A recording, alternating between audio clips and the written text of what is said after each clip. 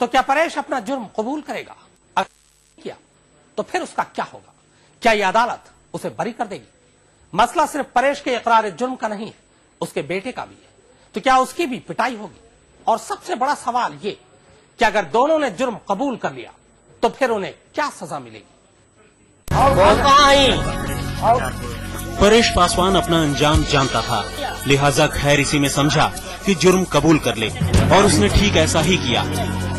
खाली नगद पैसा दिया तुमको? कितना दिया था? बाप के बाद अब बारी थी उसके बेटे अनिल की। हालांकि पिटाई ने उसे शुरू में ही तोड़कर रख दिया था। वो बुरी तरह डरा हुआ था। बाप पर 3rd डिग्री के इस्तेमाल को देखकर वो और भी घबरा गया था।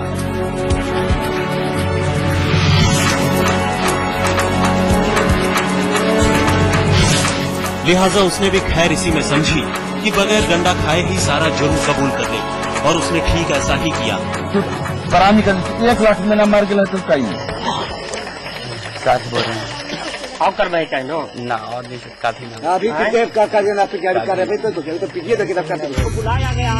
जुर्म कबूल करने के बाद दोनों मुलजिमों को जज ने सजा सुनाई, और इसके साथ ही रात 10 बजे शुरू हुई अदालती कार्रवाई करीब 3.5 घंटे बाद यानी रात 1:30 बजे खत्म हो गई।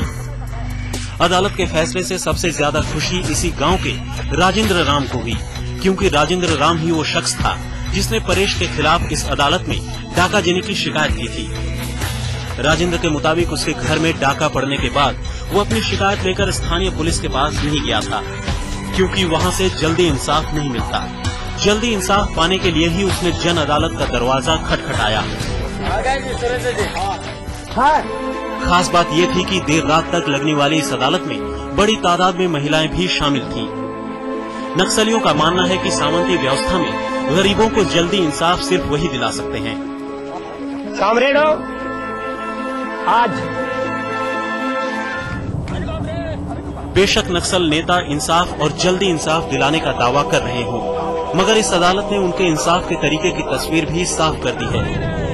उनकी इस अदालत में मुलजिम को अपना पक्ष रखने का कोई मौका ही नहीं मिलता, और जुर्म से इनकार करने पर मिलती है सिर्फ पिटाई। जाहिर है ऐसे में किसी भी मुलजिम के पास सिवाय इकरार जुर्म के और कोई रास्ता ही नहीं बचता।